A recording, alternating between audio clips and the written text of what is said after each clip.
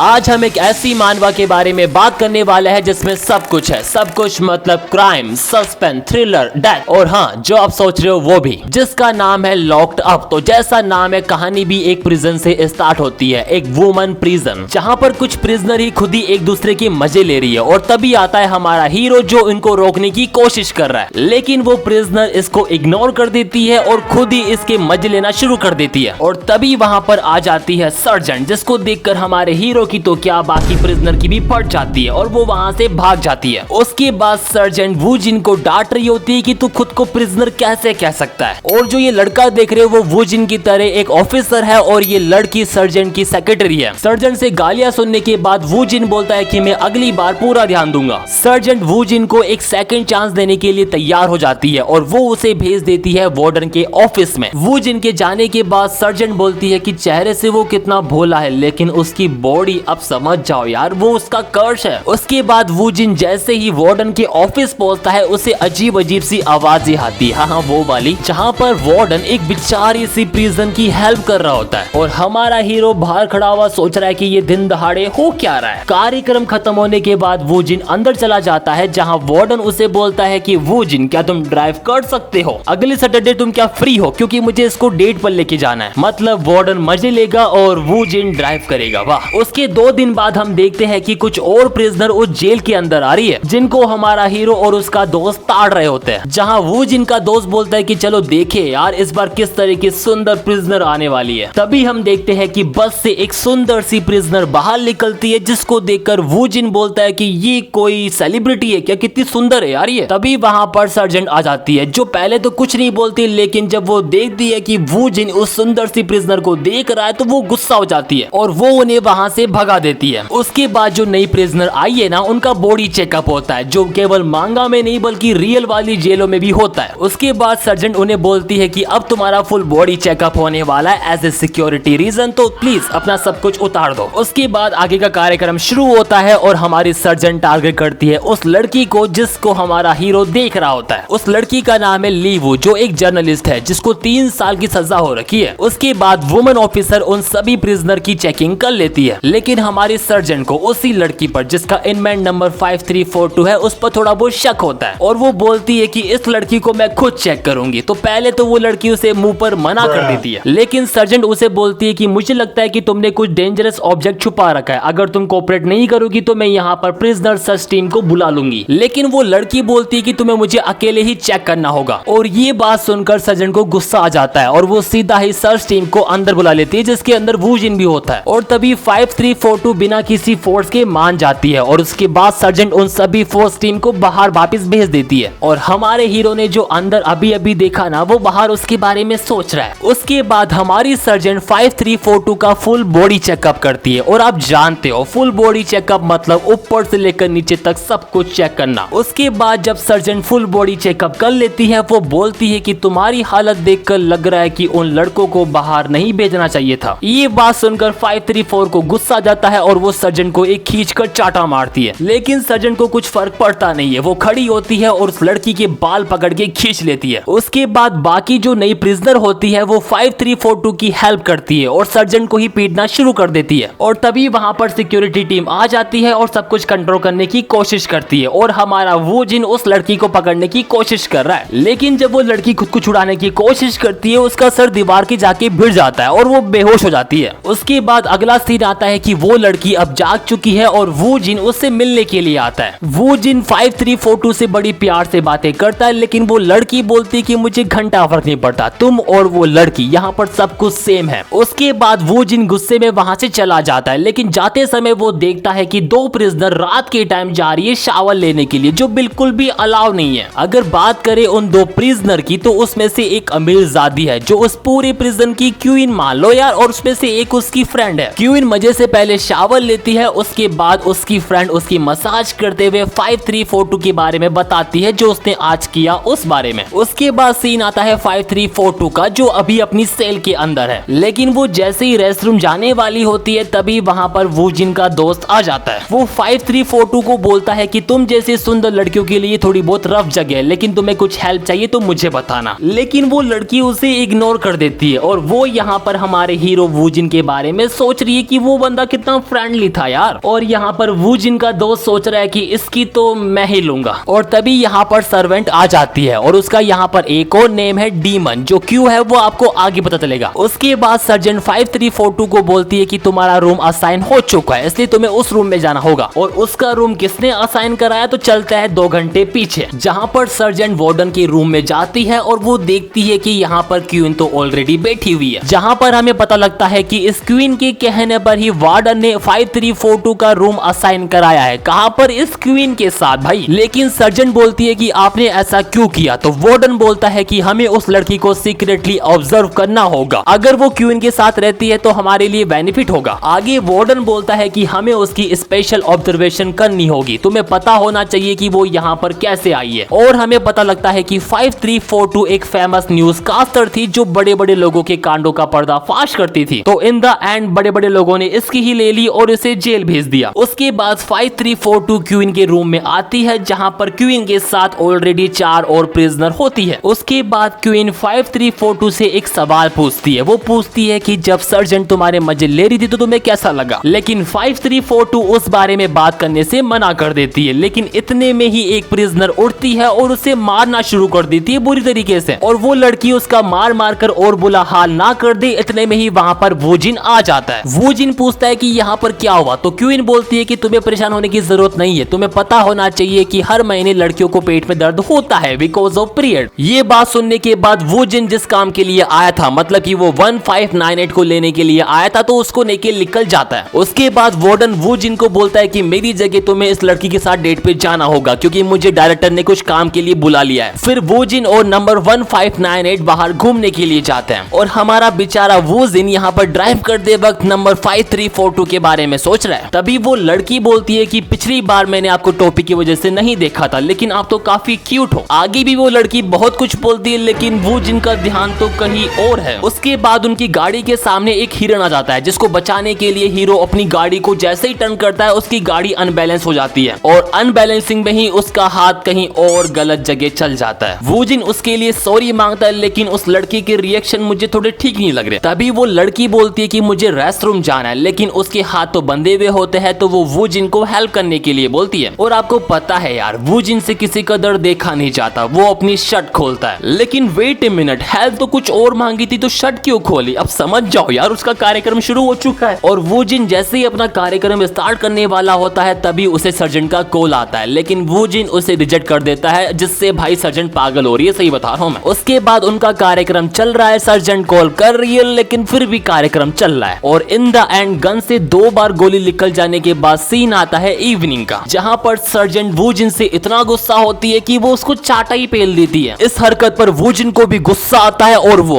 चाटा नहीं मारता, लेकिन वो उसके संतरों को दबा देता है और लिटरली भाई खेल खत्म। वू जिन बोलता है कि मंडे को मैं अपना रेजिग्नेशन फॉर्म दे दूंगा, और ये बात सुनकर सर्जेंट पूरी तरीके से शॉक हो जाती है। उसके बाद सीन आता है मंडे का, जहां पर सभी प्रिजनर नहा रही होती है और ये लड़की तो अभी भी वू जिन के बारे में सोच रही है। उसके बाद नरेटर हमें प्रिजन के अंदर टॉप 5 रैंक वाले प्रिजनर के बारे में बताता है। तो क्वीन की रैंक फर्स्ट है, जिसका नाम है चोई। सेकंड नंबर पर आती है ये बॉडी बिल्डिंग वाली महिला, और थर्ड नंबर पर आती है जो उसके साथ चिपक चिपक के रहती है ना वो। रैंक 4 पर वो लड़की आती है जिसकी वू जिन ने हेल्प की थी। नंबर 5 पे आती है ये लड़की जो अब भी 5342 से बात कर रही है, और रैंक नंबर 5 को ऑलरेडी डेथ पेनल्टी मिली हुई है, मतलब मौत की सजा, क्योंकि उसका इनमेंट नंबर रेड कलर में है, और जिनका इनमेंट नंबर रेड कलर में होता है ना, उन्होंने या तो किसी का मर्डर किया या कुछ बड़ा क्राइम किया है। उसके बाद सीन आता है डिनर टाइम का, जहां पर रैंक नंबर 5 बोलती है कि क्या हम 5342 को भी हमारे साथ टेबल पर खिला सकते हैं। फिर रूम लीडर बोलती है कि है वू योन, अगर तुम्हें पछतावा है तो खुद बोलो ना। एंड वू योन बी लाइक, मुझे किस बात का पछतावा है, मुझे समझ नहीं आ रहा। और इतना सुन के क्वीन को गुस्सा आ जाता है और वो नंबर 5342 को ले जाती है बाथटब में। ना ना ना ना, नहाने के लिए नहीं, उसे डुबोने के लिए। क्वीन पहले तो उसके दोनों पैरों को रस्सी से बांधती है, फिर उसका गला पकड़कर उसे पानी में डुबो देती है। उसके बाद सीन शिफ्ट होता है और हम देखते हैं कि वू जिन अपना रेजिग्नेशन लेटर लिख रहा है। उसके बाद क्वीन वू योंग को बोलती है कि मैं तुम्हें इस जेल के अंदर मार भी सकती हूँ और मेरा कुछ बिगड़ेगा भी नहीं, इसलिए मेरी बात अगर तुम मानोगी तो लंबे समय तक जी सकती हो। लेकिन जैसे ही क्वीन उसके पास जाती है, वू योन उसके मुंह पे थूक देती है। फिर क्वीन को जो गुस्सा आता है ना भाई, वो अपनी सिगरेट निकालती है और वू योन के संतरे पर लगा देती है, फिर गला पकड़कर उसे पानी के अंदर डुबो देती है। है और दूसरी तरफ वो जिन सर्जेंट को अपना रेजिग्नेशन लेटर सबमिट कर रहा है और बोलता है कि इसे एक्सेप्ट कर लेना और वो वहां से चला जाता है। लेकिन जब वो जा रहा होता है तभी एक वुमन ऑफिसर वहां पर आती है और वो बोलती है कि मुझे तुम्हारी हेल्प चाहिए क्योंकि बाथरूम में एक लड़की बेहोश पड़ी हुई है। और जैसे ही वो जिन वहां पर जाता है वो देखता है कि 5342 तो बेहोश पड़ी हुई है। उसके बाद जिन उसकी पल्स चेक करता है जो काफी वीक होती है, इसलिए वो उसको बचाने के लिए इमीडिएटली उसको CPR देता है जिससे वो वापस होश में आ जाती है। और जिन अब उसे खुद ही क्लिनिक लेके जा रहा है और जाते समय वो बोलता है कि जिसने भी ये किया है ना वो बचेगा तो नहीं। और लिटरली भाई इसकी धमकी सुनने के बाद इस ऑफिसर के अलावा वहां पर कोई भी नहीं डर रहा। आगे हमें पता पड़ता है कि ये वुमन ऑफिसर भी क्यों इनके लिए काम करती है, इसलिए वो उसके रूम में जाकर उसे बता रही है कि आपके जाने के बाद वहां पर क्या क्या हो गया। फिर हम जिन और 5342 पर वापस आते हैं जहां जिन उस सिगरेट से जले हुए निशान को नोटिस करता है और अब जिन खुद ही उस जले हुए निशान को ठीक कर रहा है और पानी में डूबने से वो पूरी तरीके से भीग गई थी ना, अब जिन खुद ही उसको साफ कर रहा है। साफ करते करते जिन का मीटर ऑन हो जाता है और तभी वो लड़की जाग जाती है और जागते ही वो जिन को गले लगा लेती है और बोलती है कि प्लीज मेरी हेल्प करो, मुझे यहाँ पर मरना नहीं है। उसके बाद हमारा हीरो भाई लॉक्ड इन एकदम डेडली लुक। उसके बाद हम सर्जन को देखते हैं जो जिन के रेजिग्नेशन लेटर के बारे में सोच रही होती है। वो उसे सॉरी का मैसेज करने वाली होती है लेकिन वो ऐसा नहीं करती बल्कि उसे फोन करके वहीं बुला लेती है। जिन वहां आता है और देखता है कि साजन तो फुल नशे में है और वो जिन को भी ज्वाइन करने के लिए बोलती है। लेकिन पहले तो जिन मना करता है और बोलता है कि हमें यहाँ पर कोई देख लेगा। फिर साजन बोलती है कि मैं यहाँ पर 8 सालों से काम कर रही हूँ, कोई नहीं देखेगा। फिर जिन उसको ज्वाइन करता है, पूछता है कि क्या आपने मेरा रेजिग्नेशन लेटर अप्रूव किया। फिर साजन उससे पूछती है कि तुम फिर कहाँ जाओगे। जिन बोलता है कि ऐसी जगह जहाँ पर सुपीरियर किसी को मारते ना हो। और ये सुनकर सर्जन जिन को सॉरी बोलती है कि मैंने गुस्से में मार दिया। फिर वो जिन को अपनी पास्ट स्टोरी के बारे में बताती है कि वो स्टार्टिंग से इतनी टफ नहीं थी, जिसके बारे में हम पार्ट 2 में बात करेंगे। आई होप आपको मानवा काफी अच्छी लगी होगी, तो पार्ट 2 के लिए चैनल को सब्सक्राइब करना बिल्कुल भी ना भूलें।